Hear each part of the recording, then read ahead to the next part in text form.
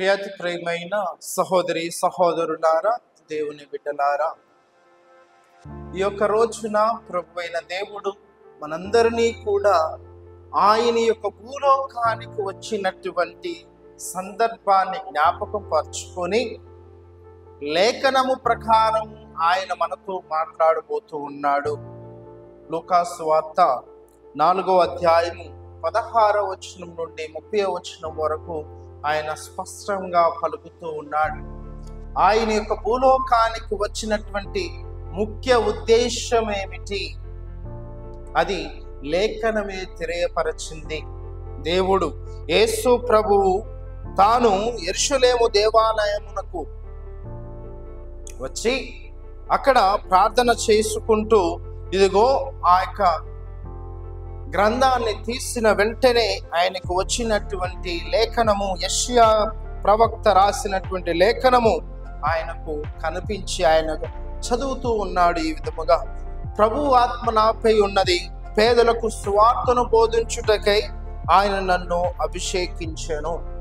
చెరలోనున్న వారికి విడుదలను, గుడ్డు వారికి చూపును కలిగించుటకును, పీడితులకు విమోచనమును కలగచేయుటకు, ప్రభుహితమైన సంవత్సరమును ప్రకటించుటకును ఆయన నన్ను పంపెను అని పలుకుతూ ఉన్నాడు.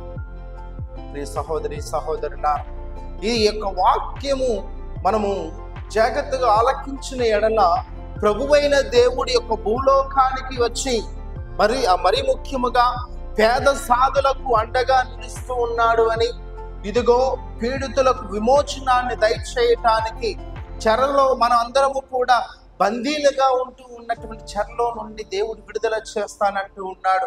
ఇదిగో మనము ఈ యొక్క లోకానుసారమైనటువంటి బంధాలు పెట్టుకొని మనము చెరలో ఉండిపోతూ ఉన్నాం. అందుకనే దేవుడు చెప్తూ ఉన్నాడు, నీకు విడుదల కావాలి. మానవులైనటువంటి మనము ఇదిగో ఈ యొక్క లోకాశులకు బందీ అయ్యి మనందరము కూడా మనకు తెలియకనే మనందరము కూడా చెరసాలలో ఉండిపోతూ ఉన్నాం.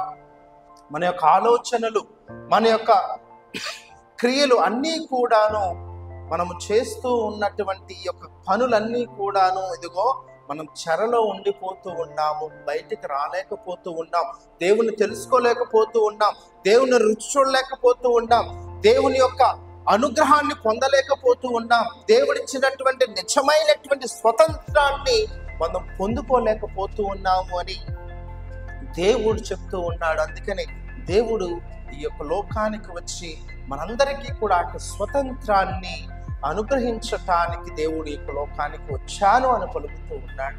మరి మనము ఏ విధంగా జీవిస్తూ ఉన్నాం? ఈ యొక్క లోకానుసారంగానే జీవిస్తూ ఉన్నామా? దేవుడు పలుకుతూ ఉన్నాడు, ఇదిగో గుడ్డు వారికి చూపును కలిగించడానికి వచ్చానన్నాడు. అదే విధంగా చెరలో ఉన్న వారికి విడుదలను, పీడితులకు విమోచనాన్ని కలిగి చేయడానికి వచ్చానన్నాడు. మరి మనము ఆ యొక్క స్వతంత్రాన్ని పొందుకుంటూ దేవుని యొక్క స్వస్థతను పొందుకుంటూ ఉన్నామా? గుడ్డు వారికి చూపునిస్తానన్నాడు దేవుడు.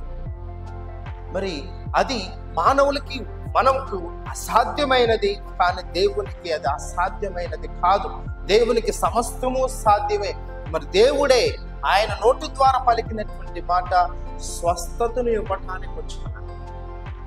మరి నువ్వు స్వస్థత పొందుకోగలుగుతూ ఉన్నావా? నీ యొక్క మాట ద్వారా కానీ, ఇదిగో నువ్వు యొక్క ప్రార్థన సహాయం వల్ల కానీ, ఇదిగో నువ్వు దేవునికి మొరపెడుతూ ఉన్నప్పుడు నువ్వు స్వస్థతను పొందుకోగలుగుతూ ఉన్నావా లేదా అని ఆత్మ పరిశీలన చేసుకోవాలి. మరి నువ్వు స్వస్థత మనం పొందుకోలేకపోతూ ఉన్నాము అంటే మన యొక్క ప్రార్థనకు శక్తి లేదు అని అర్థం. నిన్నటి వాక్యం మనం చదువుకున్నట్లయితే, నిన్నటి వాక్యంలో దేవుడు చెప్తూ ఉన్నాడు, ఇదిగో మానవుడు నియమించిన ఆజ్ఞలను పాటించిన ఎడల ఆ యొక్క ఆరాధన వ్యర్థము అన్నాడు. మరి మనము ఏ ఆరాధనను మనం పొందుకుంటూ ఉన్నాం? ఏ ఆరాధన ఏ ఆరాధన చేత దేవుణ్ణి కీర్తిస్తూ ఉన్నాం, ప్రభువును స్తుతించుకుంటూ ఉన్నాం? మరి మనకు ఇదిగో బలహీనమైనటువంటి మనము బలవంతులను చేయటానికి దేవుడు వచ్చాడు. మరి బలవంతులుగా తయారు అవ్వాలి అంటే మన యొక్క క్రియలు అన్నీ కూడాను ఇక లోకానుసారము కాకుండా ఇదిగో దేవుడు చెప్తూ ఉన్నటువంటి ఆజ్ఞానుసారము మనం జీవించాలి అని దేవుడు చెప్తూ ఉన్నాడు.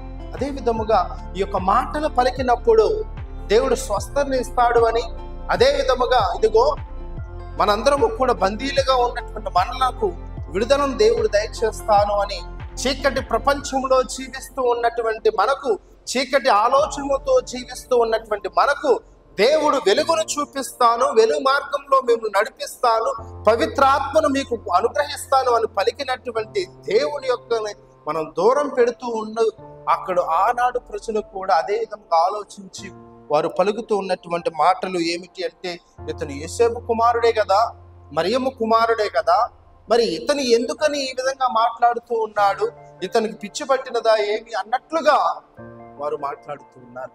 అంటే ఇదిగో వారు నిజమైనటువంటి దేవుని కుమారుడు అని తెలుసుకోలేకపోయి వారు ఈ విధంగా మాట్లాడుతూ ఉంటే యేసు ప్రభు పలికినటువంటి మాట ఇక్కడ మనందరము కూడా చూడవచ్చు. లూకాసు వార్త 4వ అధ్యాయము 23వ వచనంలో దేవుడు పలికాడు, అంతటా యేసు వారితో, ఓ వైద్యుడా, నీకు నీవే చికిత్స చేసుకొనుము అను సామెతను చెప్పి ఆయన అక్కడి నుంచి వెళ్ళిపోయాడు. ఓ డాక్టరు ఆయన సొంతంగా వైద్యం చేసుకోగలడా? లేదు. మనకి ఏదన్నా ఆ డాక్టర్కి జబ్బు వచ్చిన వేరే డాక్టర్ దగ్గరికి వెళ్ళాల్సిందే. అదే విధముగా మనలో ఉన్నటువంటి పాపాలకు విమోచనాన్ని కలిగించువాడు యేసు ప్రభు మాత్రం. నువ్వు అంతరగా నీ పాపాలను కడుక్కోలేవు. నీ అంతరగా నువ్వు చేసినటువంటి పాపాన్ని నుండి నువ్వు రక్షణ పొందుకోలేవు. మనకు రక్షణ ఇచ్చేవాడు యేసు ప్రభువు. అందుకనే దేవుడు పలుకుతూ ఉన్నాడు, ఇదిగో ఏ ప్రవక్త కూడా స్వదేశమున గౌరవింపబడడు అని. మీ ఊరు నుంచి ఏ గురువు వచ్చినా కూడాను ఆయన గౌరవం దక్కకపోవచ్చు. ఏ యొక్క దైవజనుడు మీ ఊరు నుంచి వచ్చినా కానీ గౌరవం దక్కకపోవచ్చు.